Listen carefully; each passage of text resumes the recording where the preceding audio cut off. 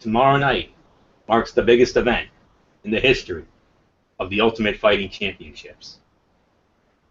From Las Vegas, Nevada, the MGM Grand Garden Arena, it is UFC 200. Hello, friends, and welcome to this special edition of Strictly Sports. I am Anthony Florio, as always, joining you. I'm here with Michael Fletcher. The T-Mobile Arena, I'm sorry. I stand corrected. I believe that's where they are right now as far as the Ultimate Fighter finale, which I have on standby right now on Fox Sports 1. Check that out. But before we start, a couple things.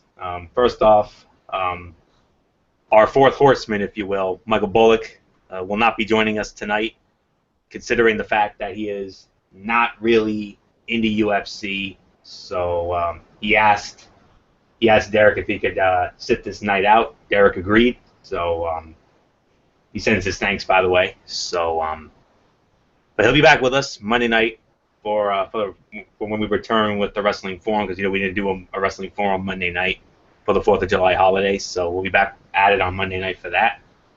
And I'm going to have an announcement at the end of the show about my Tony's Take segment, because there's something that, because as you know, when we start reviewing the SmackDowns in a couple weeks, the SmackDown will no longer be part of my repertoire on that.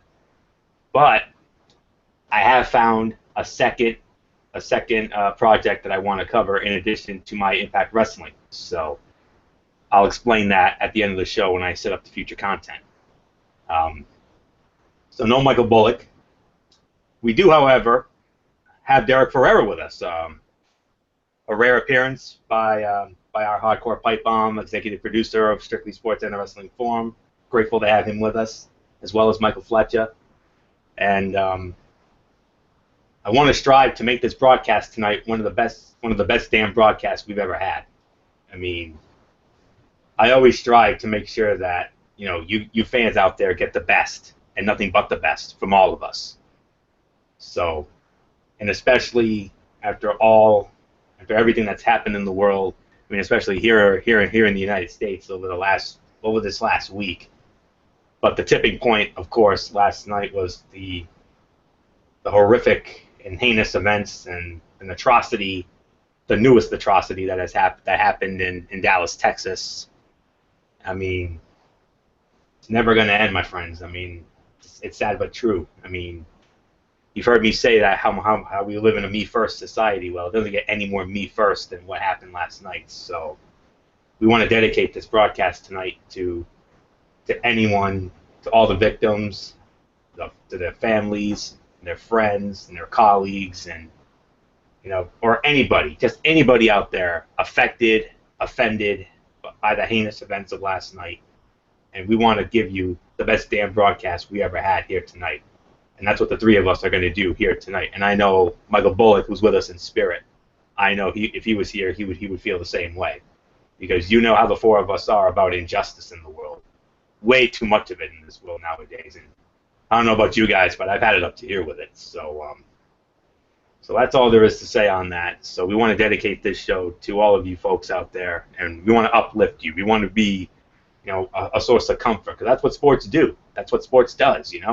It provides a break. It provides a distraction. I mean, look what happened after 9/11, for goodness sakes. I mean, especially after that unforgettable World Series. I mean, and then the Super Bowl. I mean, I could go on and on, but we want to give you, we want to, take your mind off of that, bring a little bit of some positivity into your life, and that's exactly what we strive here to do. So that's what we're going to do here tonight. And I know Fletch and Derek, you guys agree with me on this 100%. So this show is for all of you. So hopefully we'll do you all justice here tonight, and that's exactly what we aim to do. So here we go. Of course, tomorrow night, UFC 200, the T-Mobile Arena in Las Vegas, Nevada, which has become a hot spot lately. We've had a lot of great events over there. We had I believe it was the Miss USA pageant recently was there. And, of course, Money in the Bank. Who'll ever forget Money in the Bank? I mean, one of the things that made June 19th, Father's Day night, the greatest night of Shakespearean drama that we've ever seen here, and that's what we live for. We live for nights like that, and it wasn't just Money in the Bank, but also Game 7 of the NBA Finals. I mean, those two events, like I said, that's what made it the greatest night of Shakespearean drama, and hopefully we'll get another great night of Shakespearean drama tomorrow night as part of UFC 200. And so when it comes to UFC 200, we're only going to preview the main card. We're not going to talk about the preliminary matches. Although I'm going to be honest with you, I'm looking at this preliminary card, and we got some big names on this preliminary card. I mean, look what you got on the preliminary card for UFC Fight Pass. I mean, you got Jim Miller going up against Takanori Gomi in a lightweight bout, and then in the middleweights, you've got Gegard Mousasi going up against Thiago Santos. And then headlining the UFC Fight Pass card, I'm surprised I'm surprised that this other lightweight bout is not on the main card, because you got two names that are more than capable of being on the main card. You got Diego Sanchez going up against Joe Lazan. I mean, that's a main card fight anywhere. I mean, come on. And then look at the preliminary card for Fox Sports 1 when Fox Sports 1 picks up the broadcast. Yet another lightweight bout with Sage Northcutt going up against Enrique Marin. And then how about this bantamweight matchup? T.J. Dillashaw. Oh, my Lord, I love this guy. Going up against Rafael Asensio. I'm sorry if I butchered the pronunciation. Catchweight bout. Johnny Hendricks going up against Kelvin Gastelum. And then headlining the preliminary card on Fox Sports 1, a women's bantamweight match between Kat Zingano and Juliana Pena. Oh, that's going to be something right there. But we got 5 matches on the main card, 2 championship matches, and the return of a once UFC mainstay. And we're going to have a lot to say about him. Trust me on this. So let's start it off with our first bout, and we're going to start it off in the heavyweight division. We got former UFC champion Cain Velasquez going up against Travis Browne. That's the first fight we're going to get into.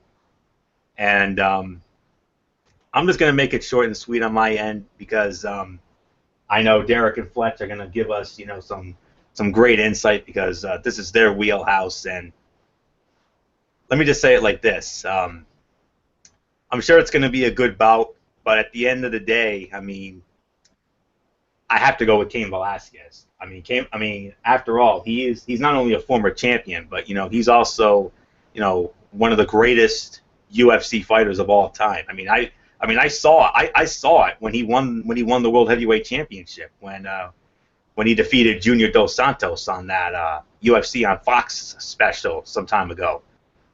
I mean, that's when I knew. I'm like, okay, this guy is, wow, he is unbelievable. And I mean, I'm sure Travis Browne's going to give him a good fight, but I can't go against Cain Velasquez. I mean, I always have to go with the experience factor, and I have to go with Cain Velasquez in this bout. So give me Cain Velasquez in this heavyweight bout. So with that being said, I'm going to bring in Derek Ferreira now. So Derek, I got to ask you, Cain Velasquez, Travis Browne, this heavyweight bout here, who do you like in this one? And how do you feel about it? And do you think this UFC 200 event is going to give us that Shakespearean drama that we really need with all the BS and turmoil in this world nowadays? Hey, what's up, everyone? But before I do that, of course, I want to give out my condolences to the people that were affected by what happened last night in Dallas. I was actually originally doing a blog for Sports Blog, because this is actually a big weekend for sports. With this UFC, Sunday, the Euro finals, Portugal against France. There's some Shakespearean drama with that game.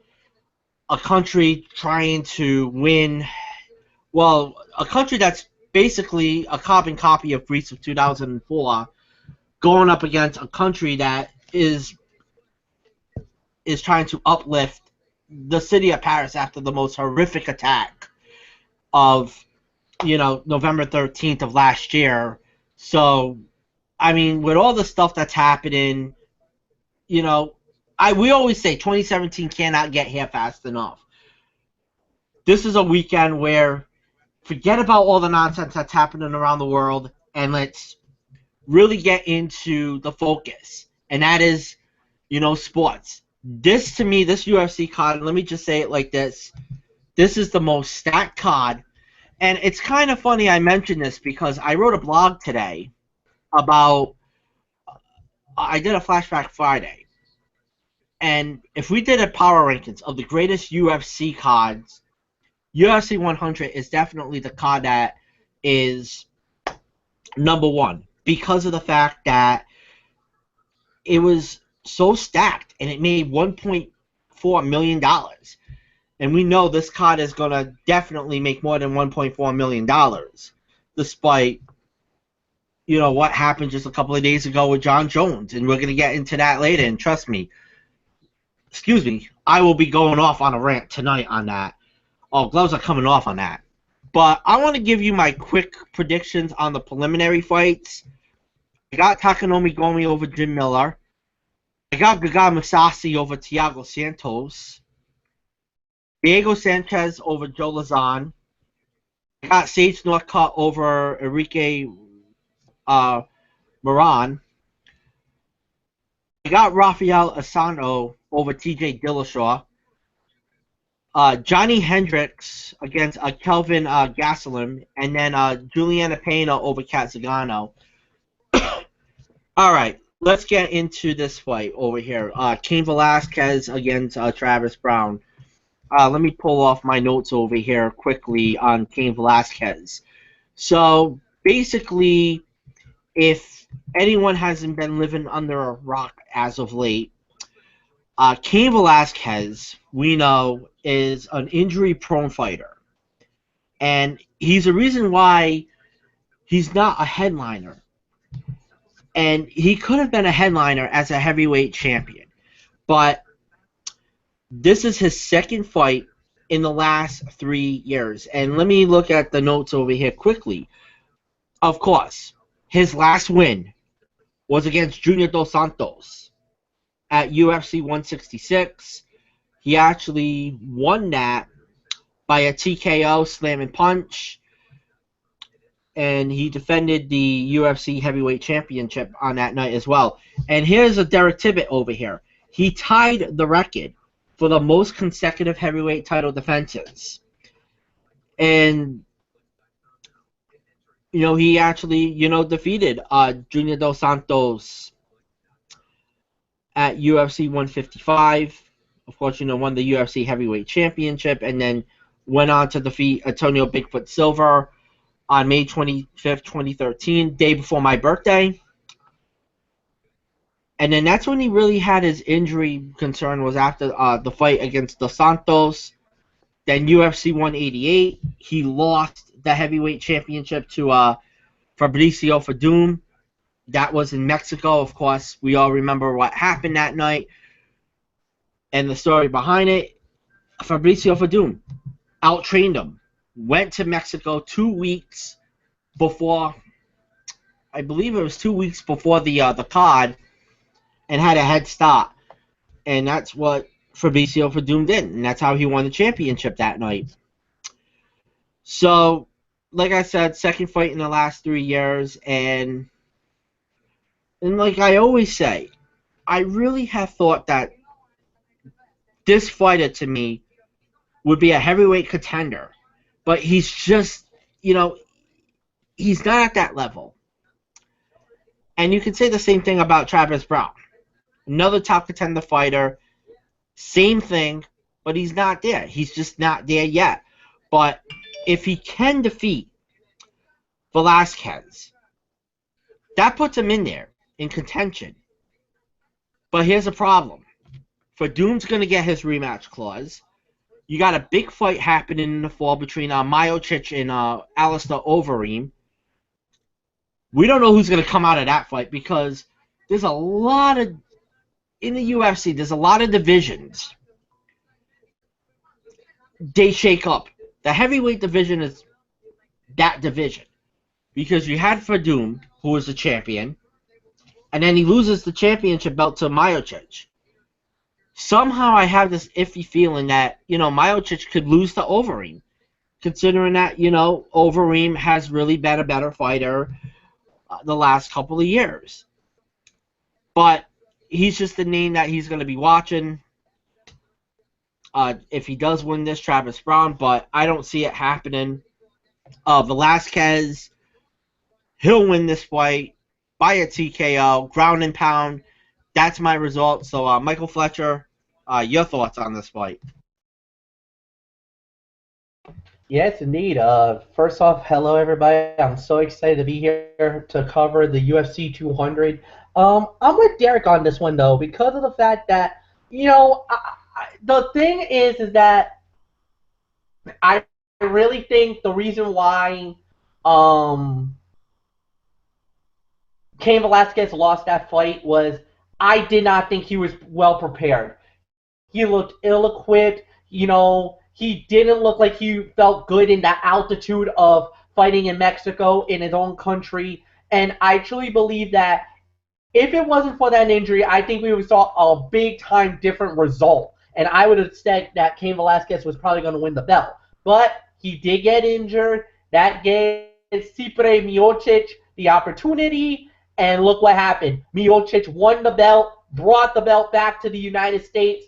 And I actually did a YouNow live commentary on that. So if you want to follow that, you can catch me on that. But enough about that. Let's talk about UFC 200. Now, Travis Big Papa Brown. 13 wins, 3 losses, 1 draw. Good fighter, a good competitor, no doubt about it. But definitely has made a lot of waves recently. Was very unimpressive in his last fight, though. Did win, but wasn't that impressive. Cain Velasquez, like I said, he's been gone for a while because, like I said, after the loss to Fabricio Verdum, he was supposed to get a rematch. It never happened because of the injury. Now he's fighting at UFC 200 and is going to fight this fight. And who knows what's going to happen in this one. This is going to be a good match. But I agree with Derek. I got Cain Velasquez as well winning this fight. I think this is going to be a very good battle. So with that said, Anthony, let's get on to the next fight of the night. Absolutely. And before I do, I actually do want to give a quick analysis of it. Brown is immensely violent, but also defensively porous. His windows for landing offense before Cain swarms him are likely pretty small. If Brown wins this, it may in some strange reality mean that he has finally come into his own as an elite heavyweight. But in all actuality, it probably just means that Cain is done because Velasquez really should win this.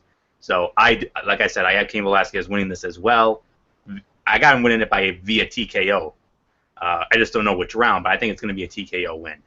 And, of course, Cain Velasquez career record 13-2. Travis Brown career record 18-3-1. So should be an interesting matchup to say the very least. So, all right, next up, we got a featherweight bout. Perhaps the greatest rivalry in the history of the featherweight division, and I know you two are ready. I know you two are ready to, you two are chomping at the bits for this one. Jose Aldo going up against Frankie Edgar.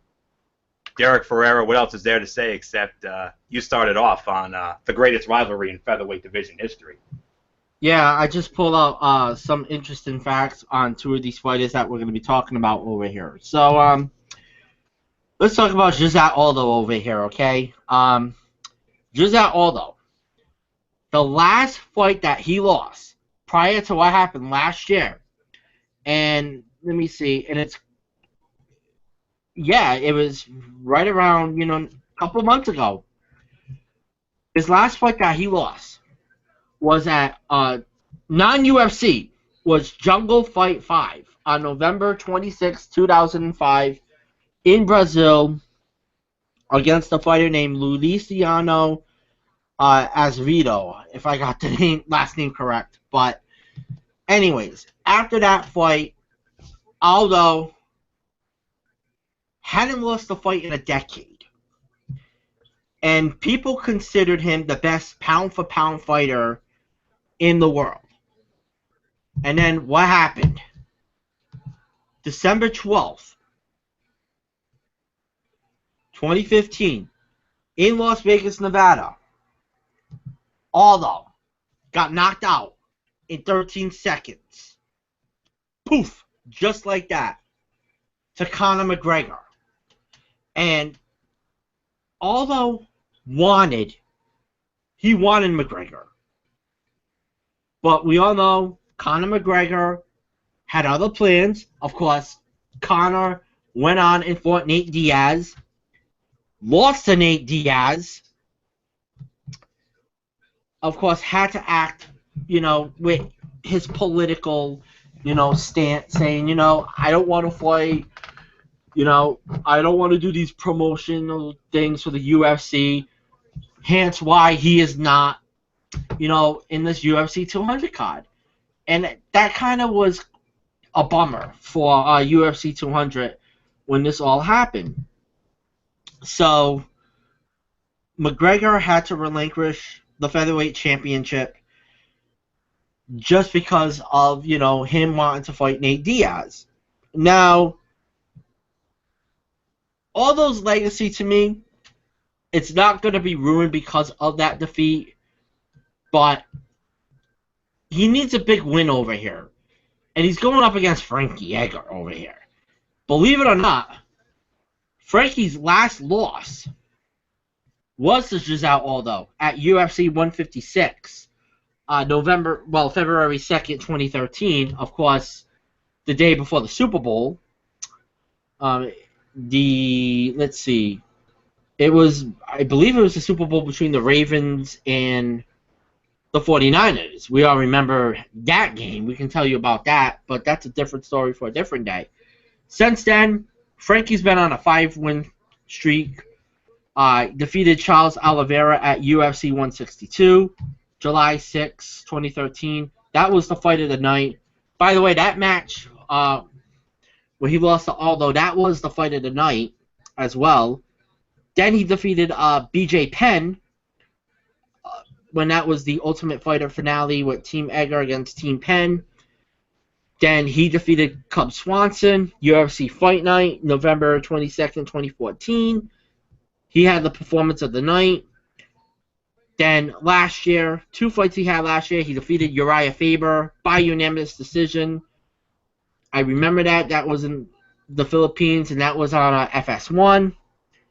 And then he defeated Chad Mendez most recently, part of the Team McGregor, Team Faber finale that was in Las Vegas, and that was also the performance of the night that he had as well. So, like I mentioned, he's had some big wins in his career. He wants to be the champion at 145. And remember, he was actually a champion too. He was a UFC lightweight champion, I should say. He did lose the title to Benson Henderson, February 26, 2012, in Japan. And he actually defended that lightweight championship. Let's see, 3 times he successfully defended that. Of course, he defeated BJ Penn. Of course, that was another rivalry that he had. And then defeated BJ Penn again on August 28, 2010. And how about this? New Year's Day against Gray Maynard. That was a draw. That was a 5-star classic right there. To me, that was a fight of the year right there. I don't care what anybody says. But yeah. And then he defeated Maynard again on October 8, 2011 in Houston, Texas. And that was the last time he was a lightweight champion. So, let's see over here. I mean, this definitely is going to be, well, I can't say sleeper fight of the night, but it's going to be a dark horse fight of the night. I think this is going to be kind of like a 3.5 to a 4-star fight. But to be honest, I got to go with Aldo over here to win this match. It's possible that this could be, yeah, I think this is interim UFC featherweight championship. I just saw that, your post. But I really don't know. I mean, is Conor once he beats Diaz, does he go back to the featherweight division and goes after whoever wins this match? Because I know both of these fighters have beef on Conor, especially Aldo, after what happened last year. Frankie has trash talked about Conor in the past, so it's interesting. But yeah, according to my notes, I believe it's for the interim featherweight championship because, you know, Conor, like I said, you know, he had to relinquish that because of the weight class, but he can go back into featherweight and say, hey, I want to defend my title. Let's determine the undisputed featherweight champion. So, like I said, I'm going to go with Aldo to win this match. Fletcher, it's yours. For the first time tonight, I disagree. I gotta go with Frankie Edgar. I'm sorry. Aldo, when he got knocked out by Conor McGregor, I was there. I saw it live at Dave and Buster's with my boy and with a whole bunch of the guys. I'm telling you, the place blew when Conor knocked him out. It was that stunning of a knockout. My jaw hit the floor because I did not think Aldo was going to go out like that. Frankie Edgar has been an absolute machine for the last few months. And going into this fight, this was definitely going to be a big-time fight and a big-time match. But I got to say it's Edgar. Edgar is the right guy at the right time, the right moment. I don't know if Aldo is mentally ready for a fight like this because does he still have that in his mind about getting knocked out by Conor McGregor? Even though, yes, he begged for a rematch, but Conor went off on his own. This is for the UFC Interim Featherweight Championship, and they also said, no matter what, win, lose, or draw, the next fight for Conor McGregor is he's putting the belt on the line against the winner of this fight. So there's no doubt about it. It's going to happen, and there's even rumors that this could happen at UFC 205 in Madison Square Garden in New York City. That's the rumor I'm hearing. That this fight, whoever wins this fight, win, lose, or draw, will fight Conor McGregor at UFC 205 at the Garden in New York. And that could be the main event, by the way. So, the way I see it, it goes like this. Aldo is a guy who, he does the Brazilian Jiu-Jitsu so well. He's definitely going to be the one that's going to try to dictate pace, try to dictate power. For Frankie Edgar, you just go with the way that brought you to the dance. Ground and pound, that's what you did with Mendes. You caught him with a great shot, and when he stumbled, you pounced. That's what you got to do with Aldo. With Aldo, it has to be the same way. You do not wrestle him. Do not make him go to the ground, because that's where Aldo is really good. You go to the ground, you're going to be in for a long night against Jose Aldo. Stand it up. Go into the fisticuffs. Use the legs. Cut the body down. If you can get a couple of body shots, even though Aldo has great defense, try to work on that. But one thing is for sure, Aldo's chin has been proven. It's not that great. It's not that strong. He got a great shot in, got ducked. We all know what happened next. So, if I am Jose Aldo, you got to protect yourself. You got to use that Brazilian Jiu-Jitsu. Get him to the ground. Try to, dictate the pace. Octagon control is one of the key factors in a UFC fight. If you got that, you're golden. I think this is going to go to 5 rounds. I think these guys are going to be well-conditioned. But I got Frankie Edgar winning the interim title, and he will be the one to fight Conor McGregor in Madison Square Garden later in the year. With that said, Anthony, let's move on to, I know, a fight that we all are going to be talking about right now. Indeed, but before we do that, I definitely want. I also want to get my my thoughts, my quick thoughts on this. Aldo's takedown defense is next level. Limp legging has never been a great technical way of defending takedowns, but it is a tactical way, and he's great at it. More than that, he knows how to position himself so that opponents have to track extra hard to close the gap. I don't see Edgar able to do this with consistency, leaving them both to duel on the feet. Edgar can hold his own on the feet, but I don't see him edging Aldo out for 5 rounds. And that's the problem for Edgar. While he's a brilliant, adaptive fighter and has made tangible improvements, it's hard to see those improvements significantly impacting the fight. More power may not matter all that much when the problem was that he simply couldn't land on Aldo last time. More devastating top control isn't very useful when you're fighting the best counter wrestler of all time.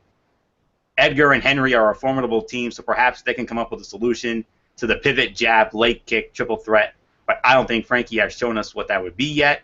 So with that, I have to go with Derek Ferreira. Sorry, Fletch. I got to go with Jose Aldo to win this interim UFC featherweight championship bout.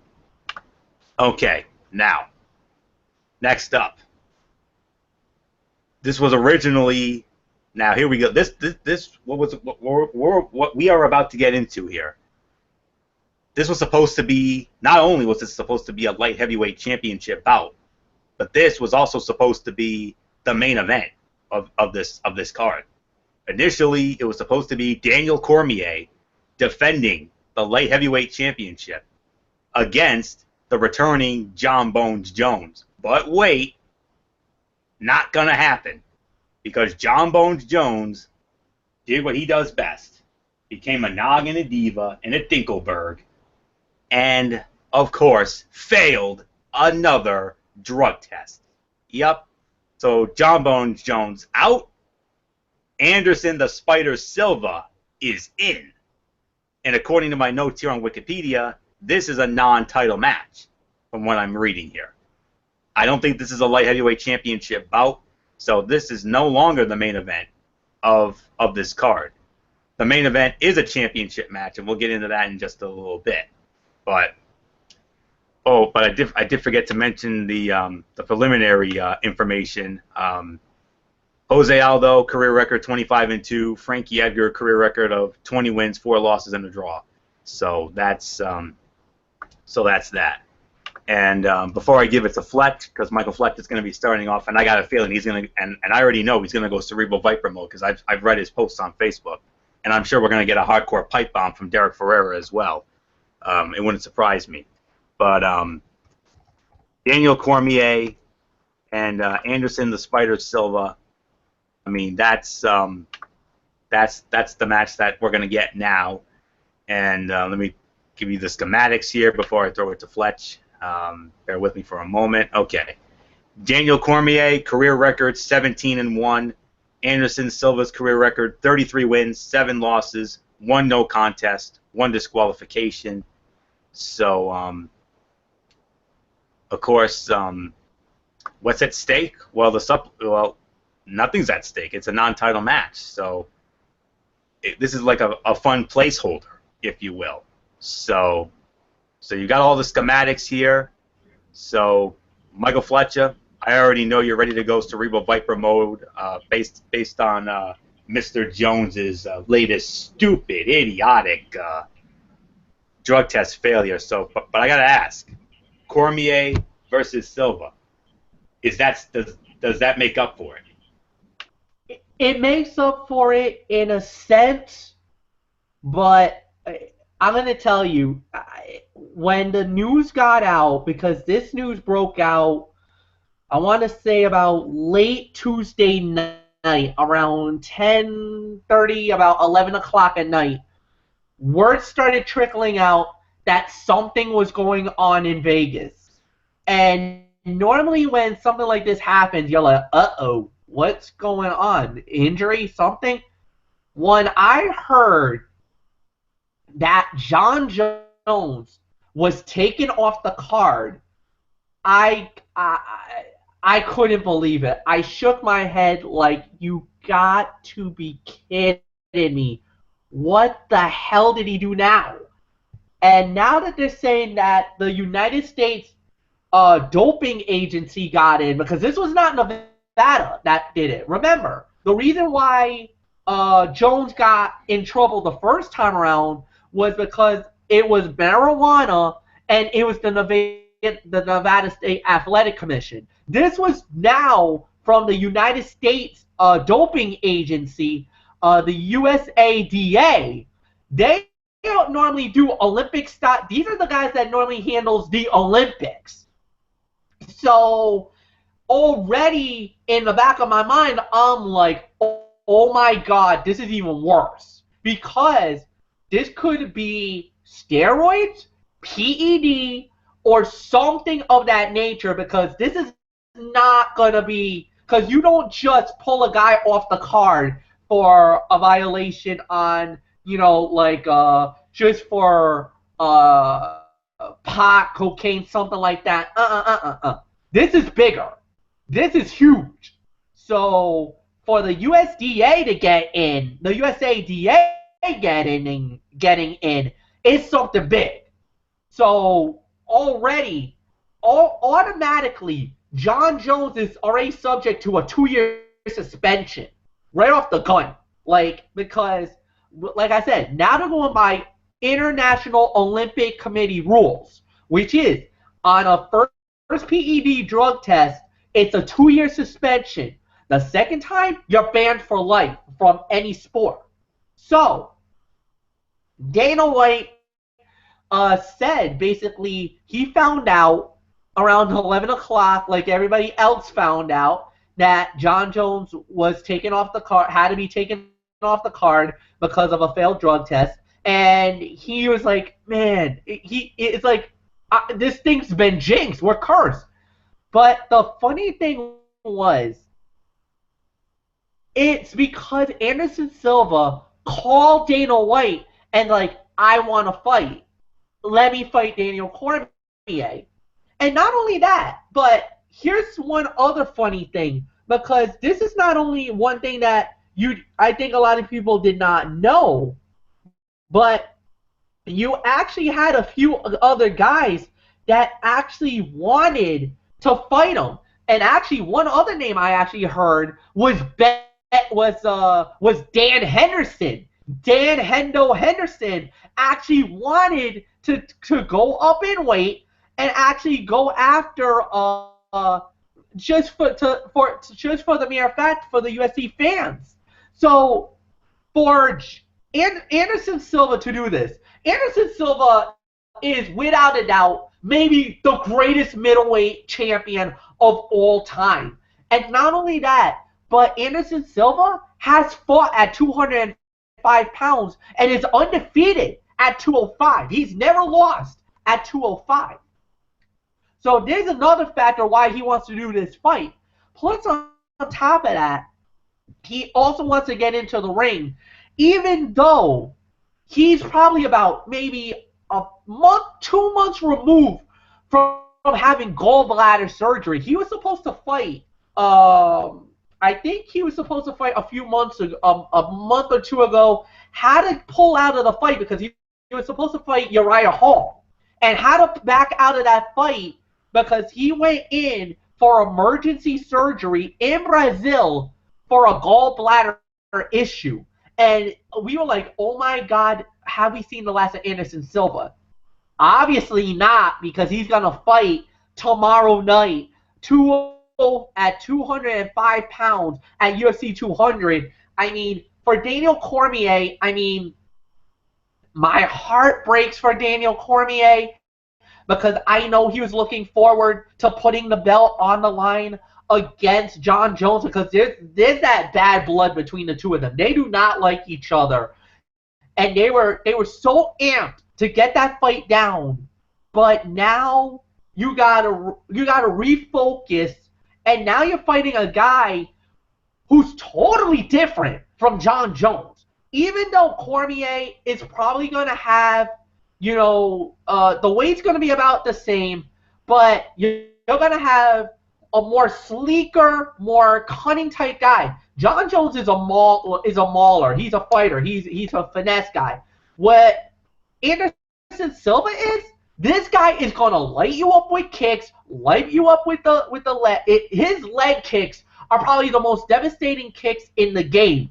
And trust me, he's been trained. He was actually trained by international mega superstar movie star Steven Seagal. And I remember there was one fight.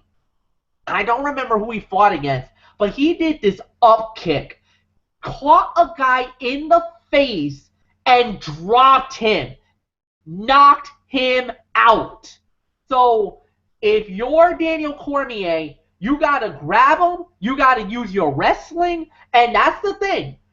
That was the one thing that really, I was like, there's no way, no how that he could have handled it. Because Daniel Cormier, he beat Alexander Gustafsson, he beat Anthony Rumble Johnson, and I'll even admit this, I thought Rumble was going to win that fight. And I think he was going to give John Jones a real run for his money in this fight tomorrow night. But with Anderson Silva, like I said, what type of conditioning, what type of fight are we going to see? I know Anderson Silva is definitely motivated after he got, in my opinion, he got screwed at the O2 Arena at London when he fought Michael Bisping. I'm sorry. Anderson Silva won that fight, at least in my opinion. So that's my 2 cents about it. But going into this fight, I gotta say it's Daniel Cormier as the favorite because, number one, he has prepared, and I don't know what we're gonna see from Anderson Silva. I think that's the billion-dollar question. What type of Anderson are we gonna get? Because if we get an amazing Anderson, this fight might be even Steven. But I think Cormier is just too good wrestling, too good on the power, and I think he's gonna beat Anderson Silva. Just me personally, I think Anderson is gonna lose. I'm at this and even though this is a 3-round fight, I don't mind it at all. But Daniel Cormier is gonna get a paycheck. He's gonna get to fight, which is awesome because I think it would have been so unfair to Daniel Cormier if he was not a part of this UFC 200 card. Just because John Jones was a complete idiot for getting himself in trouble, there was no need for Daniel Cormier to be punished here because a lot of the times when one guy fails a drug test, then both guys are out.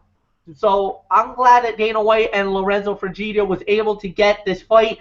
Thank you, Anderson Silva, for stepping up. But, I tip my cap off to Dan Henderson, and there was another guy that actually wanted it to take the fight as well. But, I think they made the right decision. Anderson Silva is a big name in the UFC as well. So to see him at UFC 200, I'm telling you, man, I'm absolutely thrilled to see it. This is going to be a good fight. But my prediction is, I'm going to say it, I got Daniel Cormier winning the bout by unanimous decision. So, Anthony, I give it to you. Yeah. It is a little hard to say. I mean, it's just hard to say just how badly Silva's going to be beat because I agree with you, Fletch. I've got Daniel Cormier winning this as well. And here's why. Cormier, well, here's the thing. Cormier has never been fantastic at closing without taking damage. Anderson's physicality, confidence, and durability are all greatly reduced, but he has an undeniable chance to lace Cormier down the middle. Cormier's chin has held up, but Silva is still a finisher like no other. Even if he lacks the strength of a Rumble, he's always been more of a surgeon than a lumberjack. That said, once Cormier closes the distance, Silva is likely a dead man. Whether the single collar punches, ground and pound, the RNC, or just getting thrown straight out of the octagon, I got Daniel Cormier winning this bout as well. I agree with you, Michael Fletcher. So with that said, Derek Ferreira, Daniel Cormier, Anderson Spider Silva, do you agree? Are we going to make it unanimous, or are you going to go against the grain here? Yeah, when it comes to the news of John Jones, I just pulled this off right now. News that came out earlier tonight that he did fail his B sample test. It's just a shame that this happened. Honest to goodness.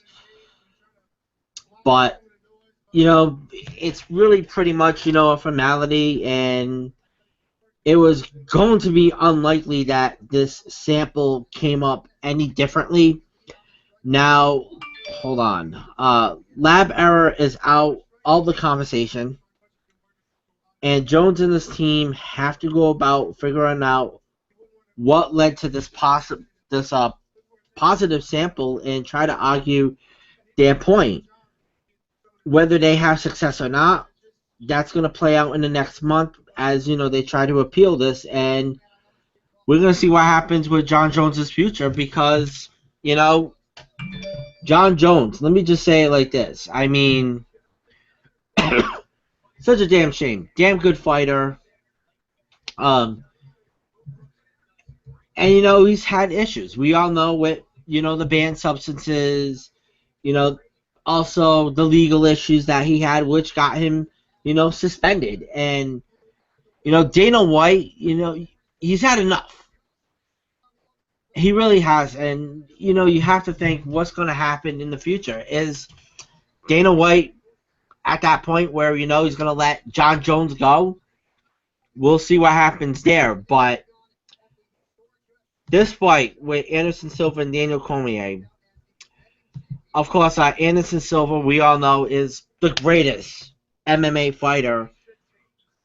His last victory was against Stephen Bonner, and that was at UFC 153. That was in Rio de Janeiro, Brazil. And Anderson Silva extended his UFC record to the most consecutive wins. 16. 16 wins he had. And then, of course, Bonner did he did test positive for an illegal substance. And then what happened? Everything went downhill for Anderson Silva. Lost to Chris Weidman July 6, 2013. Then we all remember Chris Weidman won again. This time around, the most gruesome injury that we saw with Anderson Silva, the leg fracture. He was out for a year. Then he came back, you know, January 31st, 2015. Went up against Nick Diaz, I should say. Of course, the night before the Super Bowl. And after that fight, he actually he won the fight by unanimous decision. But it was overturned after he tested positive for an illegal substance. And it was also where Nick Diaz actually tested positive for marijuana. And then this year he did lose to Michael Bisping at UFC Fight Night. That was the fight of the night. That was his last match. And with that being said, you know, UFC, they had to do something after what happened with John Jones. And I'm happy for Daniel Cormier because, you know, he is going to get that payday. He's going to get to fight at UFC 200. Seeing him at that press conference the other night when this news broke, it really broke my heart. And there were other fighters out there that wanted to fight. Like you said, Dan Henderson wanted to come out and fight. Even Gaga Masasi wanted to come and fight Daniel Cormier. So those are just some of the names, but God bless Anderson Silva for taking this fight. To me, this fight, it is lopsided because, you know, Silva's fighting in another weight class. He took this fight on days' notice, and Daniel Cormier, let's look at his record. He's won 2 straight. Of course, he defeated Anthony Rumble Johnson at UFC 187. That was the vacated UFC Light Heavyweight Championship. Performance of the night. And then at UFC 192, defeated Alexander Gustafsson, won by split decision. Fight of the night. That was a damn good fight too. That was a good 4.5 stars. I believe I gave it that rating. But this fight over here, you know, Silver, you know, he really has nothing to lose over here. But if he does win this fight, he can go after Michael Bisping. He can go after that UFC middleweight championship if Bisping can somehow retain the title. Now, there's been a lot of rumors going around that Dan Henderson wants to fight Michael Bisping. And you look at that middleweight division. That middleweight division is so loaded. You got Chris Weidman. He's coming back after, you know, he had neck surgery. Luke Rockhold can still get a title shot. Jacare Souza, who's been on a winning streak. Pretty soon you're going to get to see CM Punk in that division. If CM Punk can get a couple of wins, he'll be a top contender for sure. We know that. But for Cormier, a win over here would be a nice feather in the cap. And you know that he wanted to beat John Jones here because he wanted to prove that he was better than John Jones. And now he's not going to get that opportunity. It's a damn shame, like I said, but hey, John Jones, you had to be a Nagana diva. I still think this is going to be an entertaining fight, but I got to go with Cormier by unanimous decision. And let's talk about the co-main event of the evening, which I know Anthony Florio is going to get into right now. Indeed I am, Derek, and here we go. Co-main event of UFC 200. We started off with a heavyweight bout. The return of Brock Lesnar. Yes, Brock Lesnar back in the UFC despite his WWE commitments, which we're going to get into in just a moment. Going to be going up against Mark Hunt. Tail of the tape here. Well, not really a tail of the tape, but I can give you the schematics here. Brock Lesnar, career UFC record 5-3, and Hunt's record career 12-10 with a draw, and that is the schematic here. I'm going to start this off. We all know the UFC needed something big for UFC 200, but it became increasingly clear that there would be no Conor McGregor and there would be no Ronda Rousey. Zuffa needed a jolt of mainstream attention, not just because of the pride factor of having a visible landmark show or even the rating woes of 2014, but because they were allegedly selling the UFC. So there was an awful lot of money on the table. So it was time to, shine it into the clouds and hope that the UFC's biggest, reddest star would answer the call. And that is exactly what happened with Brock Lesnar. And of course, it's going to be a very interesting summer for the Beast Incarnate, because not only does he have this fight coming up, but don't forget, it was also just announced this past week, and much to the delight of one Cerebral Viper, Michael Fletcher, that Brock Lesnar is going to be going up against Randy Orton at SummerSlam on August the 21st at the Barclays Center in Brooklyn. And believe us, we're going to get into that, in the weeks to come. Trust us. But this is not about Randy Orton. This is about Mark Hunt and this UFC 200 card. Now, as we all know, Brock Lesnar, former UFC World Heavyweight Champion, defeated the great Randy the Natural Couture. We all remember that. Took the title from him. And then, of course, he had some memorable bouts with Shane Carwin, of course. And then, but then his career, pretty much came to a screeching halt at the hands of Alistair Overeem, and that's what sent Lesnar packing from the UFC, and that's what sent Lesnar back to the WWE, where he's done very well. We all know what he's done in the WWE. Ended the streak of the Undertaker at WrestleMania. Beat the you-know-what out of John Cena at SummerSlam to become WWE champion, and held it for a long time, and of course had some memorable bouts with, of course, that memorable series of matches with the Undertaker last summer and late last year. So let me just get into this. Now, I know everything there is to know about Brock Lesnar. I know nothing about this Mark Hunt guy. The only thing I know about him is that he's of Samoan heritage. That I do know, and that he is 12 and he's also 12-10 with a draw. I know Fletch and Derek will give me the schematics about Mark Hunt. Like I said, I know absolutely nothing about the guy. I know everything there is to know about Brock Lesnar. Not only, I mean, I know it's mainly because of the WWE and whatnot, but I know about his UFC stuff too. I mean, I saw those things too. I mean, and this is exactly the kind of fight Mark Hunt should be getting. Something silly and relatively meaningless that pays him a ton of money. I certainly hope it pays him a ton of money anyway. Who knows? Regardless, the man has put a lot of himself into MMA and combat sports in general, and he deserves some solid paydays. Brock Lesnar called up Dana White and said he was coming back. Dana sat back in his chair contemplating who we could put in there with Lesnar and not have fanboys berating him over social media that he was giving Lesnar an easy win. Todd Duffy, nope, not legitimate enough of an opponent. Junior Dos Santos, they did the Ultimate Fighter season together and never had their scheduled fight. And also he's recovering from surgery. He's out. Mark Hunt, yes.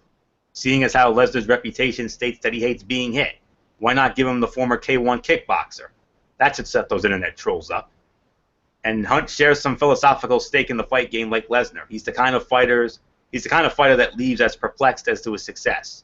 We all love Mark Hunt, but you're kidding yourself if you think he represents the honorable side of the spectacle coin in contrast to Brock. So I don't know what's at stake for Mark Hunt, but I'll tell you what's at stake for Brock Lesnar. If he wins this fight, think of how WWE can plug that.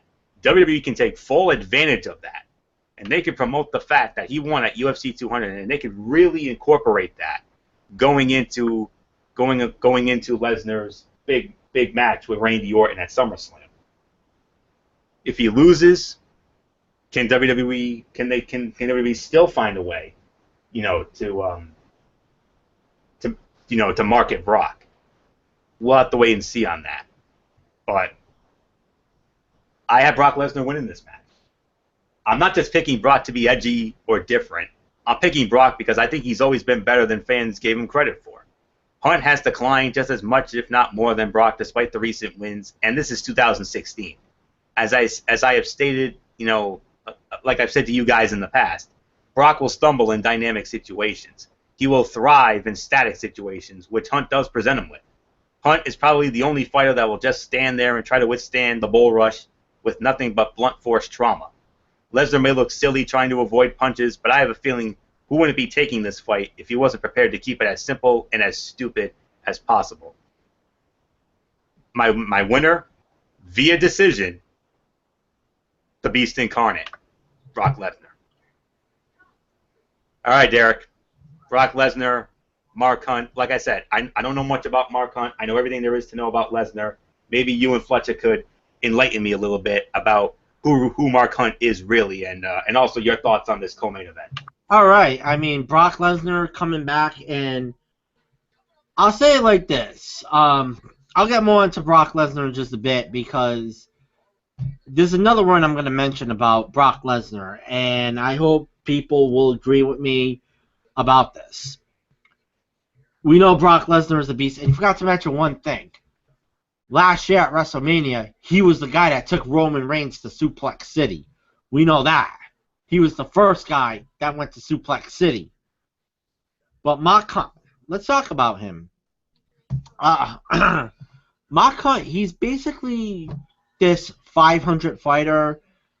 He's always went up against some of the best heavyweights in any type of MMA promotion. I'm really familiar with Mark Hunt when he fought in Pride, and he had a couple of big wins in Pride. He defeated Vanderlei Silva.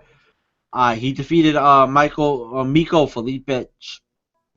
Went up against a couple of Japanese fighters, and here's the thing: he lost to Fedor Emelianenko for the Pride Heavyweight Championship New Year's Eve. Of course, in Japan, traditionally, they always do these big fight card nights over there in Japan.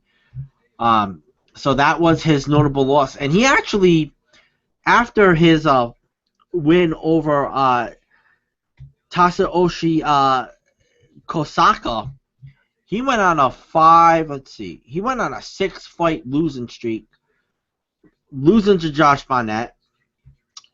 And then it ended at UFC 119 against Sean McCourkley.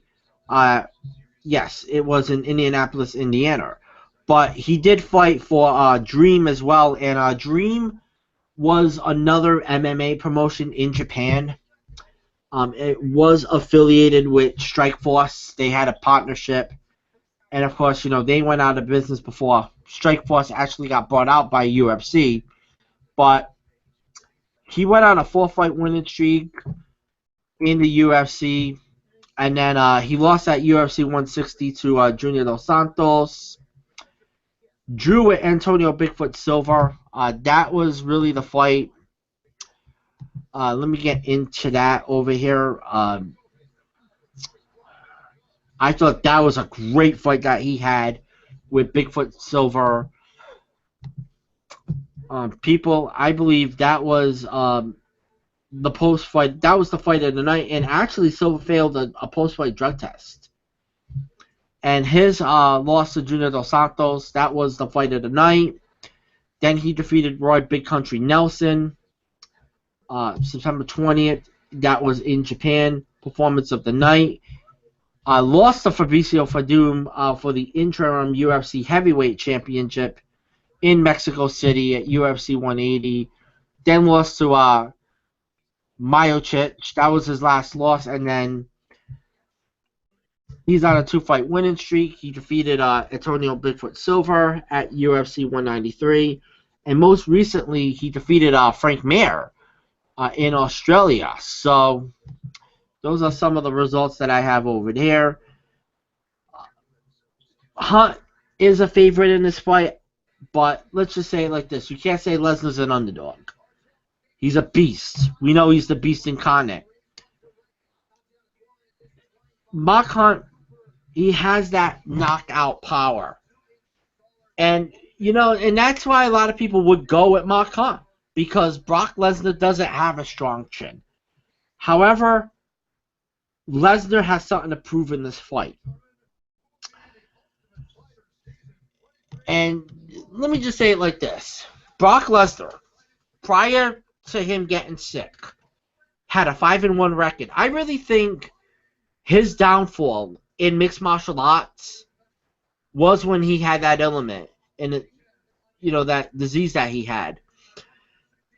He came back, lost the UFC Heavyweight Championship to Cain Velasquez at UFC 121, and then lost to Alistair Overeem at UFC 141 in Las Vegas, and pretty much went to the WWE after that, and he's had great success in the WWE, like we mentioned, with what he has done inside that squared circle. So Brock Lesnar's not coming back to the UFC to really make a fool out of himself. No way. But Mark Hunt, is in for that big payday. He's going to want to end this fight by a knockout. But I really think that is going to backfire on him. And Brock Lesnar's going to win this fight in the first round. I think he's going to win by a TKO. He's going to use that ground and pound. So I'm going to say it's going to be an upset victory. Now, what does this victory mean? This victory means it's all about his legacy. That's what it's going to be. Because people are going to remember, if Brock Lesnar did not come back, people are going to remember Brock Lesnar as a one-hit wonder. It's simple. He's coming back to prove something, that he can do this again.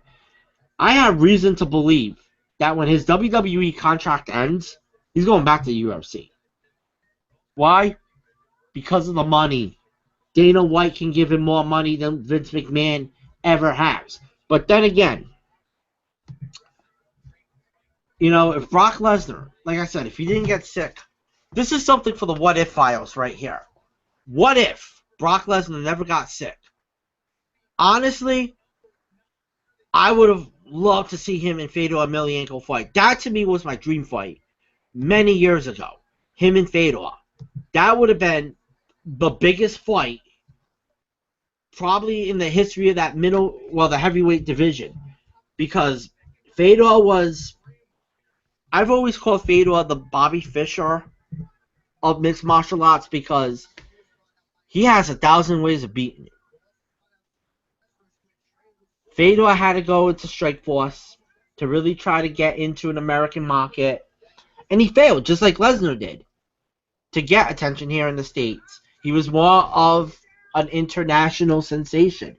I know he did pay-per-views to try to sell here in the States, but Lesnar and Fedor would have been a big fight, regardless.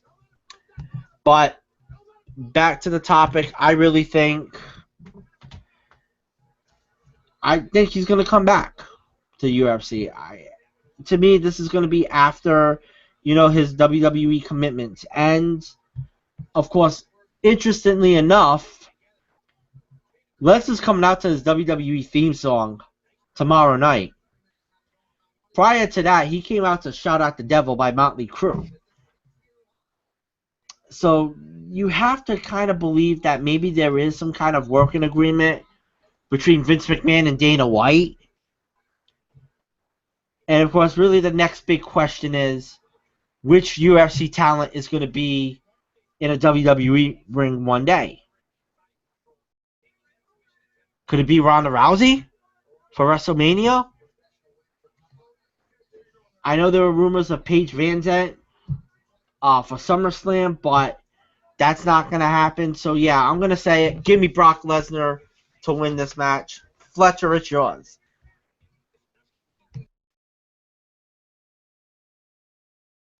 This is going to be you want to talk about an ultimate fight? This is it. I mean, Brock Lesnar coming back to the UFC has gotten everybody jumping. The marquee is going absolutely bonkers. When news broke out about a month ago that Brock Lesnar was coming back to the UFC, I mean, we all literally fell out of our chairs and said, what the hell is going on? I can't believe this is happening. But this is a one-off. Basically, the WWE has given the UFC the okay to let Brock Lesnar do this for one time and one time only is what I'm hearing. But Brock might be able to pull the arm if he wins tomorrow night. But a lot of people in Vegas don't believe so. They think that Brock is going to lose. But let me tell you, man, if these two guys stand in the middle of the ring and start throwing haymakers, look out. This is going to be an explosion. This is not going to go 3 rounds. This could end in 1, in my opinion. I'm sorry. I just don't know. Because of the fact that, especially Mark Hunt and what he's done in the last 2 fights, I mean, to knock out Antonio Bigfoot Silva and basically chop him down like a tree and yell timber on him, and that knocked out Frank Mir and absolutely destroyed him in his last 2 fights. I mean, this is going to be an interesting fight. And plus, on top of that, Brock Lesnar, we don't know what we're going to be looking at with Lesnar. He's definitely now a lot more, he is the biggest name. He is the biggest draw for the UFC tomorrow night, and the whole world is watching him. I cannot wait to see him. They did the weigh-ins today, and I think he weighed in at 265. So he is definitely going to look sharp. He looks ready to go. He looks like the Brock Lesnar that we've known. He looks good. We've seen him, the last time we saw him was a few months ago doing WWE, and he's looked very good, very sharp as always. So, I mean, Lesnar's ready for this event, and plus, he's going to have a busy month. I think the one thing WWE is hoping is that Brock does not get seriously hurt here, to the point that it actually jeopardizes his SummerSlam fight. But I do believe that if he does win this match, we'll wait and see what happens. There's always that fear of a medical suspension. Hopefully it doesn't happen, so that they'll get him ready for SummerSlam in mid-August. I think August 21 is when the event goes down at Barclays. But, I mean, whatever the case may be, it's going to be It's going to be an unbelievable match, to say the very least. And like I said, Mark Hunt is definitely a proven winner and definitely wants to elevate his name in the heavyweight division. To take out Brock Lesnar would definitely be a big boost. But like you said, the division's so top heavy right now. With Stipe Miocic as the heavyweight champion of the world. Not only that, but you also got another big heavyweight fight. If Cain Velasquez wins tomorrow night, which I do believe he will, then that puts him back in the title hunt. I mean, you got him, you got Fabricio Verdum, you got Alistair Overeem, you got right now there's an absolute logjam of a possibly 5 guys that could possibly fight for the belt. Honest to God. So I mean, Frank Mark could put himself in that mix as well. But if Brock Lesnar wins, does that mean Brock Lesnar might be looking at a future UFC title fight? Even though WWE's agreed that this is only just a one-time deal, that Dana White might wanna talk to Vince McMahon again about, hey, wait a minute, Brock just won. He's made us a lot of money. There is that so-called one-off that they're talking about. Maybe they were talking about some of the UFC women possibly being at SummerSlam. They WWE preferably wanted Paige Van Zant to be there. Unfortunately, Paige actually said that she won't because she's got a fight coming up. But I mean, why not? You could bring in maybe the preacher's daughter, Holly Holm, even though she's got a fight.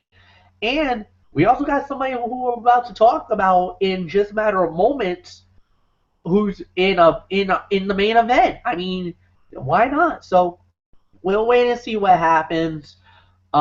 This is going to be an interesting situation, no doubt about it. All right, it's time. Let's do it. Actually, Anthony, we gotta get. Did you go, or do you need to I give let your off. thoughts about the fight? I started. Okay, no, No. it's main event time. In the mortal words of Bruce Buffer, Hit it with it. it's time. Oh, nobody does that better than Michael Fletcher, let me tell you. All right.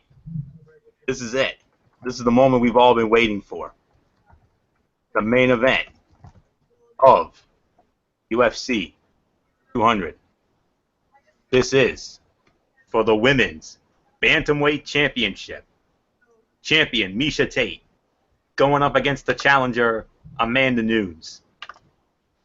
That is your main event. And before we give it to Derek because Derek's going to be starting it off, I just want to,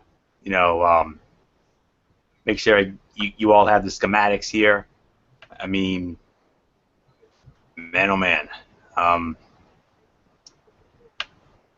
Just want to make sure we have everything. Okay. And since this is the main event, I think it's only fitting that I give a tale of the tape here. Miesha Tate's career record, 18-5. Amanda Nunes' career record, 12-4. Average fight time, the average Miesha Tate fight lasts about 12 minutes and 22 seconds, whereas an Amanda Nunes fight on average is 5 minutes and 55 seconds. Reach, advantage Nunes. Nunes has a reach of 69. Tate has a reach of 65. Strikes landed a minute. Miesha Tate only has 1.99 strikes landed per minute. Amanda Nunes averages 3.67 strikes landed a minute. Striking defense, Miesha Tate 52%, Amanda Nunes 47%. Takedowns per 15 minutes, Miesha Tate 2.18, Amanda Nunes 2.22. Takedown defense, Miesha Tate 53% and 60% for Amanda Nunes. So I do apologize for the pop-up here. Let me just get rid of it here. Very annoying to say the very least. Okay. So, just bear with me for a moment here. All right. Okay, we got all the technical issues out of the way. All right. So there's your tale of the tape. So with all that being said, Derek Ferreira, it's only fitting you started off with the main. It's only fitting you started off with the main event. So, of course, you and I know. Well, we all know Misha Tate very well. I mean, I'll never forget that night where you and Michael Fletcher both picked her to beat Ronda Rousey, where I was the only one who had the cojones enough to go with Ronda Rousey, and look what happened. Ronda Rousey became only the biggest star in the history of women's MMA. So just keep that in mind. So with all that being said, Derek Ferreira, Misha Tate, Amanda Nunes, big question is, does the reign of Misha continue, or are we going to have a new champion tomorrow night? Yeah, of course, I remember that night very well. So it's quite funny that I just saw Ronda Rousey on my television set right now. But anyways, Misha, she's one tough cupcake. We know that. And deserves to be fighting on this UFC 200. Of course, there was I'll get into some news bit that happened earlier today. Of course, Misha Tate, 5-fight win streak over here. Her last loss was against Ronda Rousey, and that was at UFC 168. Since then, she's defeated Liz Camouche. That was on UFC on Fox. Rin Nikai in Japan. She defeated Sarah McMahon at UFC 183. Then defeated Jessica Ai last year as part of that UFC on Fox. With TJ Dillashaw went up against Renan Barrow, for the championship. And then Misha Tate basically went very political and had said that she was going to quit the UFC because she wanted to get a title shot. And it was quite fitting because what happened? Ronda Rousey lost to Holly Holm, and Misha Tate beat Holly Holm in her first title defense. It was an amazing comeback. In fact, let me just say it like this. That was the performance of the night, according to my notes over here. Of course, Misha Tate did not make weight for this fight. The first time around, they had to do some kind of panic thing that she would have to make weight at 135. Of course, I follow her on Instagram. She was excited about the weigh-in, the original weigh-in. Found out she was overweight by 10 pounds. She had to cut down on weight. In fact, she was not really happy about it. Let's just say she had to strip down because that was a video that was really leaked on all of the MMA news sites today, and she made weight at the 135. Now, we all thought Ronda Rousey was going to fight in this UFC 200, but we know with the film commitments, we don't know how long Ronda Rousey's going to be out of the UFC. In fact, I think I should break this news to you, Anthony. There's rumors going around that she could be in the remake of Mortal Kombat. There's been talks of remaking that movie, and I read an article on it today. It's quite fitting. Funny I had to mention that, but they're trying to bring back the Mortal Kombat franchise, and they have her playing the role of Sonya Blade. So we don't know how long she's going to be out of the UFC. But, there was talks about, talks about Misha going up against Holm one more time as this main event. Well, apparently Holly Holm is going to be fighting on the next UFC on Fox card against Valentina Shevchenko, who has actually been in some kind of controversy as of late. I believe her trainer got shot. I think it was like a robbery from what I read. Somebody could correct me on that. But they wanted to go with Amanda Nunes. Now, Amanda Nunes, you pretty much read all the stats over here. I had this iffy feeling that, Amanda Nunes could put a wrench into what the UFC has when it comes to making these big money fights. Amanda Nunes going into this fight is on a 3-fight winning streak. Her last fight that she lost was against Kat Zingano at UFC 178.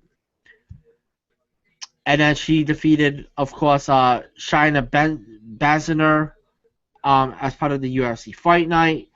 Sarah McMahon on a UFC Fight Night. And at UFC 196 against Valentina Shevchenko, that was... the fight with Sarah McMahon was the performance of the night.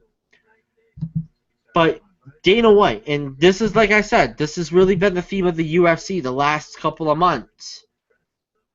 1 title defenses. I have a feeling we could see that tomorrow night. Because the UFC has a lot of plans for big women's fights in 2016. This fight could go either way, but I gotta go with Miesha Tate over here. Because Holly Holm, I think she's going to beat, you heard it here first, she's going to beat Valentina Shevchenko. If that happens, UFC 205 in Madison Square Garden, that's your co-main event right there. And then whoever wins that fight could go up against Ronda Rousey in the future, whenever Ronda Rousey is ready to come back. When is that going to happen? I don't know. But I know a lot of people want to see the Rowdy one come back and really become, again, the queen of the UFC women's bantamweight division. So I'm going to take a chance here, and I'm going to go with Miesha Tate over here. So, Fletcher, it's yours. When I heard the announcement of this fight, initially, when they said that Miesha Tate was going to fight Amanda Nunes, I really didn't know what to make of it. And I kind of was a little upset with Dana White and Lorenzo Fertitta, Joe Silva, and all the boys of the UFC and Zuffa, because I thought, I'm sorry, I'm going to be real blunt, real honest with you. I thought Amanda Nunes had no business whatsoever being in the main event, or I should say, had no business of being in this fight for the title. I'm sorry, I could have said give it to Kat Zingano. I could have said a Holly Holm rematch would have been great. I would have even said give it to Juliana Pena. Let her get the opportunity at the belt. I mean, there were more deserving women than Amanda Nunes. And going into it, I still believe that wholeheartedly. However, I mean, we almost had a major issue today. We almost had an oh my god moment here because of the fact that Miesha almost missed the weight. Derek said that she was about initially 10 pounds overweight, but she was able to make the weight and get back at 134 and a half, which is under the 135 limit that you had to be under. But the one other thing was she almost missed initially just weighing in, period. She almost, because you had to be in at a certain time before you weighed in, and they almost blew it. She almost blew it on that.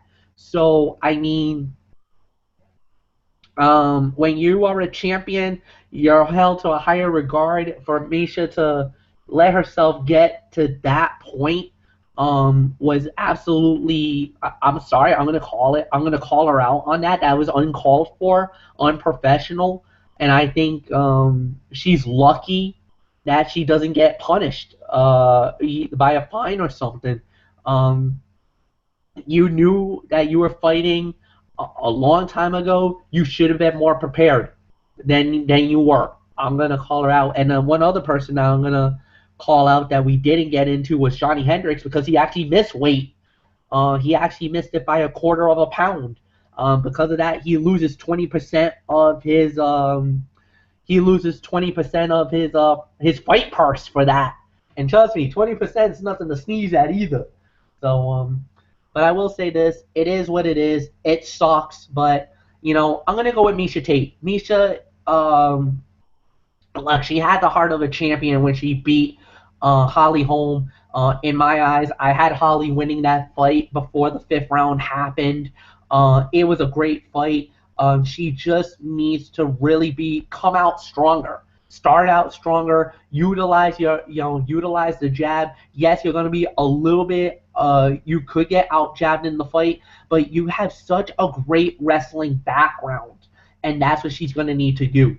For Amanda Nunes, this is a good fight for her, a great opportunity. And yeah, lately there has been a lot of upsets here and there and whatnot in MMA, but I truly believe in my eyes that this is going to be the moment. At least in my eyes, this is the moment for me, and I think it's going to be a big victory for her. So, I mean, there's really nothing more to say. I am predicting that. I predict that Misha Tate will get the job done. She will successfully defend the UFC women's bantamweight title. So with that said, Anthony, it's yours. I'm going to make it unanimous. I got Misha Tate successfully defending the title as well. I mean, now don't get me wrong. Amanda Nunes has a chance. It's not out of the question. She gets off to another strong start. Beats up Tate standing, and she has very good punching power and brutal leg kicks, and gets the champ in trouble early. The problem is, Misha is both really tough, really durable, and has a gas tank. I just cannot bank on Nunes having much to offer in the later rounds unless she goes Bizarro Nunes and fights at a snail's pace. Nunes will give Tate a solid fight for the first 8-9 minutes or so, but Tate will pull away strongly in the later rounds. I have Misha Tate winning this. It doesn't matter. It could be unanimous decision. It could be submission. Really doesn't matter here. I mean, Amanda Nunes basically has one round to beat Tate and capture women's bantamweight gold. She is arguably the most dangerous first-round fighter in the women's 135-pound division. But if Tate can weather the storm, I cannot see Nunes being very active in the later rounds. Tate excels in championship rounds and will do so again tomorrow night. So with that said, make it unanimous. I got Misha Tate retaining the UFC Women's Bantamweight Championship. So that will do it for this. I know we're looking forward to this event. It's a big event, and you can catch it all pay-per-view tomorrow night. What is it, 9 o'clock, 10 o'clock, guys? It's right around that time, right? Yeah, right around 9 or 10. So It will start the preliminary. Well, we got the preliminary fights on the UFC Fight Pass that starts at 6:30 Eastern Time. After that, the UFC preliminaries on Fox Sports 1 starts at 8. And yes, UFC 200 jumps off at 10 p.m. Eastern Time. Are you going to be going to Dave & Buster's for that, Fletch? You know me. I will be there. All right, I might have to talk to you about that. So, Sure. Yeah, behind the scenes, of course. Sure.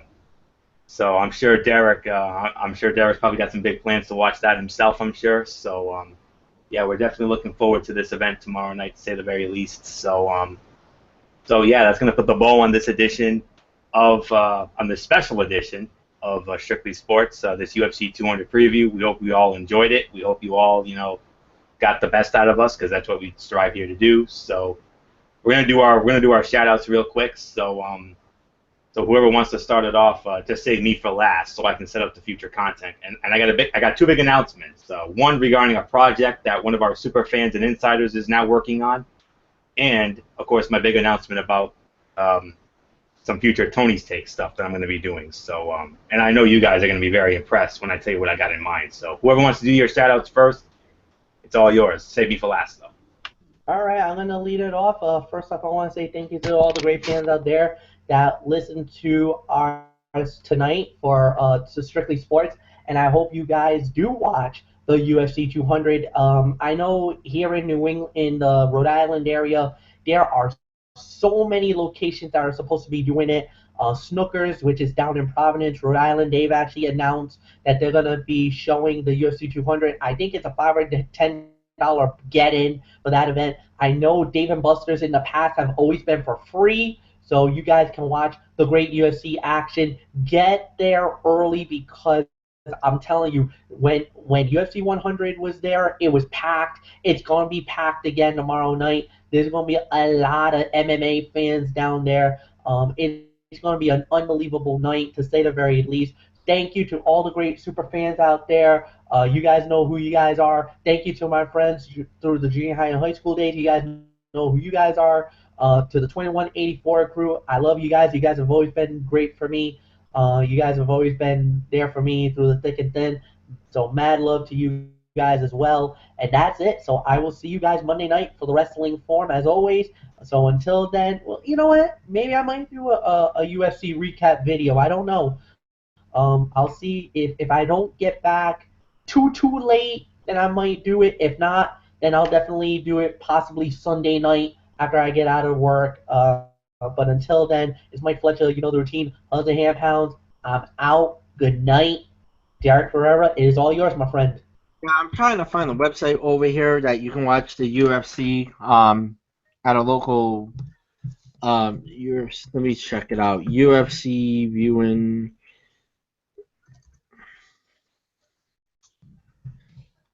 Yeah, I know Dave and Buster's, of course, you know, where you go, but I know the Snookers place as well. I've seen some posters this week promoting some kind of a UFC viewing party. So, yeah, you can also, if you don't have cable, like I said, you know, with this, that's a good time to get into the sports tech.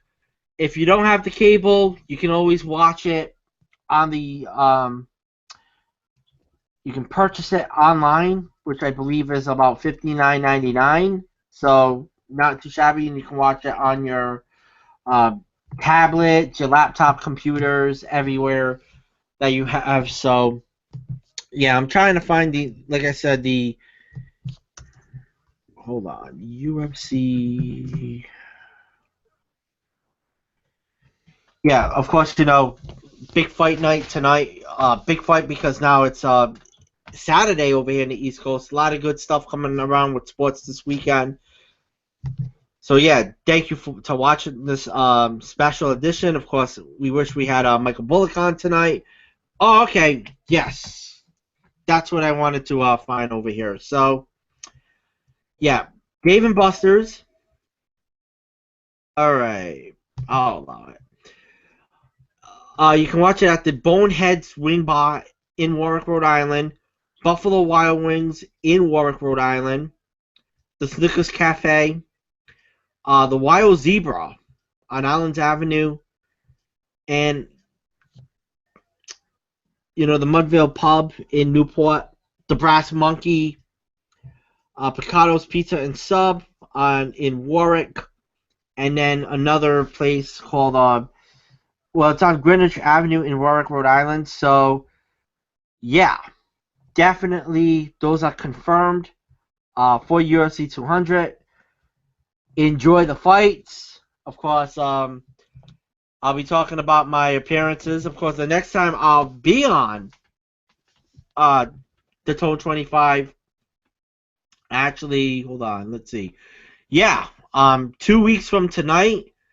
Well, not 2 weeks. Well, kind of a week and a half from tonight because Monday Night Raw is going to be in Providence. So I will be doing a live on-site review of Monday Night Raw on the Tone 25. And I'll be on talking wrestling from now until SummerSlam. Every week I'll be part of the wrestling forum. Who knows? I'll have some more news on Beyond Wrestling, all the other wrestling promotions that I do follow with the independent scene. Not sure if I'm going to do it on the Monday night or the Tuesday show. So I'll see you guys next Monday night for the Wrestling Forum. So, Anthony Florio, it's yours. All right, man. I wish we could be there with you, Derek. I mean, make it a true wrestling forum. I mean, that would have been a ratings bonanza if we could have done the show on location, all of us, you, me, Fletch, and Bullock. I mean, that would have been, oh boy, that would have been major awesome sauce right there. But nonetheless, special shout out to all of our tremendous fans and viewers out there who continue to make Strictly Sports or the Wrestling Forum as ridiculously over as they are. We appreciate it as always. You are the best fans in the world, and of course, what's our usual shout outs, to our super fans, Dee Dee Woodson, Kevin Woodson, and the entire Woodson family. Matt Ward, who's got a new project, which we're going to get into in just a little bit. I'm gonna plug that as part of the future content. Of course, Jason Hicksonbaugh, Daniel Luttrell from the UK, who just started filming his new movie Alone over in England. So definitely looking forward to seeing that finished project, or finished product rather. We wish him the continued best. Hopefully we can get him back on the show in the near future. He was a big hit when he was on, several weeks back. Of course, our our other first ladies, Megan Silva, along with Kaiser Butler and Lexi Calloway. Of course, the rest of our crew, Tommy Souza, Eric Carrier, Jimmy Alden. We wanted to get Jimmy Alden on this show tonight, but Jimmy Alden felt he wasn't going to be able to do this show justice. He's not really an MMA expert, but and we also tried to get a friend of his. His name is Mitch Bullock, not to be confused with Michael Bullock. His name is Mitch Bullock. We tried to get him on, but plans came up on his end, so unfortunately he wasn't able to join us. But I'm sure if he was available, he would have loved to have come on with us tonight. But hopefully we can get him on for future projects. No question about that. He's definitely welcome here. No doubt about it. Jimmy Alden, along with Al Bradison and Rob Parsons, and of course, last but not least, of course, Michael Bullock, who's going to be with us tonight because he's not really a UFC guy. Fair enough. We understand that. But he'll be back with us Monday night for the Wrestling Forum. All of our, television personalities, here on Channel 6, 10, and 12 here in Rhode Island, they know who they are. Our friends at ESPN and Fox Sports 1 and all the major sports networks, they know who they are. And Stata Sorrell, special shout out to her. Special shout out to Lindsay McCormick, and a special shout out to Olivia Harlan. Special shout out to Julie Alexandria, who covers the San Diego Padres. And our friends from The Road Show, can't forget about them. Megan Mooney and Mary Larson, the former co-host. Of course, Mary Larson was on the show recently. It was great to see her again. And, of course, the three who hold it down nowadays, Will Gilbert, Michaela Johnson, Brendan Kirby. Of course, they had their big debut last night of their new show, The Summer Stars, which you can now see on Thursday nights at 7 o'clock on Fox Providence. So you can definitely check that out. I saw the show. It was a great show. I can't wait to see what they have in store for us in the future. And, I just love their work so much. I'm grateful for what they do, so they're awesome. And, of course, my church family, my wonderful and outstanding church family at Oasis of Grace Ministries on 464 Silver Spring Street in Providence. If you need a church home, check them out, Exit 25 off Route 95. Of course, their Sunday morning service at 10 a.m. and their Wednesday night Bible studies at 7. And every other Friday night they have a Friday night service, and I was there tonight. It was a wonderful service as usual. So, yeah, I love everybody to death over there. And that's it for my shout-outs. And before we wrap it up, of course, our super fan and insider, Matt Ward, has a brand new, he's got a new blog, obviously following in the footsteps of Derek Ferreira. Of course, Derek Ferreira, Derek, his outstandingsportsblog.com, that shtick right about now. But Matt Ward, brand new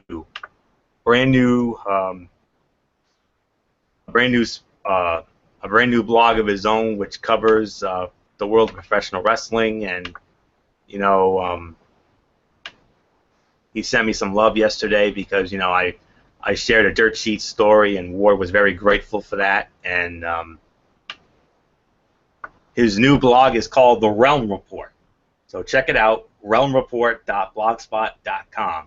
That is our friend and insider Matt Ward throwing his hat into the blog ring. Like I said, obviously he's trying to follow in the footsteps of Derek Ferreira, considering the mega success that Derek has had with his sports blog. And as for me, Future content, of course, coming up Monday night, we'll be back with you for the Wrestling Forum. Maybe we could do something with the UFC 200, like a UFC 200 recap. Maybe, I don't know. We'll think about that. But we do know Monday night for the Wrestling Forum, Michael Bowles will be back with us, and then next Friday night here on Strictly Sports, we're gonna. I know we wanted to get into the all the big moves in the NBA free agency, the NHL free agency. Well, we wanted to do that, but Derek wanted us to get into this tonight, and we can't blame him for that because this is the big UFC weekend. But next week, Derek has officially confirmed to us that we're gonna finally have that time to talk about all the major moves in NBA free agency. Kevin Durant going to the Golden State Warriors, Dwayne Wade going to the Chicago Bulls. We'll get into that and a whole lot more. Of course, in the NHL, of course, the big splash in the NHL, David Backes signing with our hometown Boston Bruins, much to the delight of Derek Ferreira and Michael Bullock if he's watching. We'll get into that. And we'll also recap the Major League Baseball Home Run Derby. Sorry to say, fellas, Madison Bumgarner will not be a participant in that, I'm sorry to say. But we're going to talk about the Home Run Derby nonetheless, and then we'll also talk about the Major League Baseball All-Star Game from Petco Park in San Diego, where the beautiful Julie Alexandria will be on hand. And then from there, in our main event, we will recap the ESPY Awards. And it's not often I say I get excited about the ESPY Awards, but this installment of the ESPY Awards, I'm really looking forward to it. Not just because you're going to have John Cena as the host, but, we're going to have a tribute to Muhammad Ali. There's not going to be a dry eye in the house for that. And then Craig Sager is going to get the Jimmy V Award for perseverance. So cannot wait to see that wonderful man finally get his honor. I mean, here's a guy who finally got to work an NBA Finals game. Back in Game 6 of the NBA Finals in Cleveland. I mean, I know that was a big moment for him. 30 years in the business, and that and a whole lot more. So that's all next week. Now, before we wrap it up, fellas, I said I had a big announcement about my Tony's Take. As you know, when I do the Tony's Take on the Wrestling Forum, I give you my reviews of Impact Wrestling and Thursday Night SmackDown. Of course, I won't be doing those solo reviews of Thursday SmackDown anymore because, of course, as you know, SmackDown will be moving to Tuesdays in 10 days on the 19th for draft night. And we're going to be doing that, and we're going to have our own forum show on that Tuesday night. So you were all probably thinking, okay, he's probably going to just do Impact Wrestling as part of his Tony's Take. Yes, I'm still going to do the Impact Wrestling, but wait, I'm going to add something else to this mix. I know Michael Fletcher said he wanted me to cover NXT, but I'm not going to be doing that, I'm sorry to say. What I am going to do, and I'm sure you boys are going to be very impressed with what I'm about to drop here. In addition to my reviews of Impact Wrestling as part of my Tony's Takes starting on July 18th, fellas, put me down as reviewing the WWE Cruiserweight Classic. That's mine. I'm taking that sucker. You heard it here first. I am going to give you my reviews of every broadcast of the Cruiserweight Classic on the WWE Network, in addition to my Impact Wrestling reviews. So, from the start of the tournament up until the inaugural champ is crowned, my Tony's Take is going to be a part. My Tony's Take is going to feature Impact Wrestling and the WWE Cruiserweight Classic, which starts next Wednesday on the network on the 13th. And I'll have my first review of that on the 18th. And that 18th show, man, I'm going to be not only reviewing the Cruiserweight Classic, but I'll also be reviewing the big TNA Destination X. And I'll get into that Monday night on the Wrestling Forums. So that's my big announcement. Big announcement, Tony, right here and now. Cruiserweight Classic, a part of the Tony's Take. And Derek's just said he's going to do NXT as part of his independent scene. Fair enough. So, and then, of course, Michael Fletcher with his Mikey's Mindset. You know how he does that. With the ROH, the Lucha Underground, maybe some RWA. So that's it. So that now we'll put the bow on this edition of, on the special edition of Strictly Sports. So until the next time we see you, it's Anthony Florio, of course, for Derek Ferreira, who just left, and for Michael Fletcher, and obviously in spirit, Michael Bullock. Anthony Florio here saying, you know the routine, everybody. thumbs up. Talk to you later. Yeah, throw it up Fortune 4 style. Bye for now, my friends. God bless. Be good to each other. And when I say be good to each other, I really mean that. I don't just say it to be cute. I really mean that. And I mean that now more than ever. Especially with all the BS and turmoil in this world nowadays. We really have to be good to each other now more than ever. Simple as that. Not rocket science, people. So that's it. So until the next time we see you, until we either do a UFC 200 recap or Monday Night for the Wrestling Forum. You've been watching this special edition of Strictly Sports, the UFC 200 preview special right here on the Tone 25 on YouTube.com. For now, Anthony Florio, so long.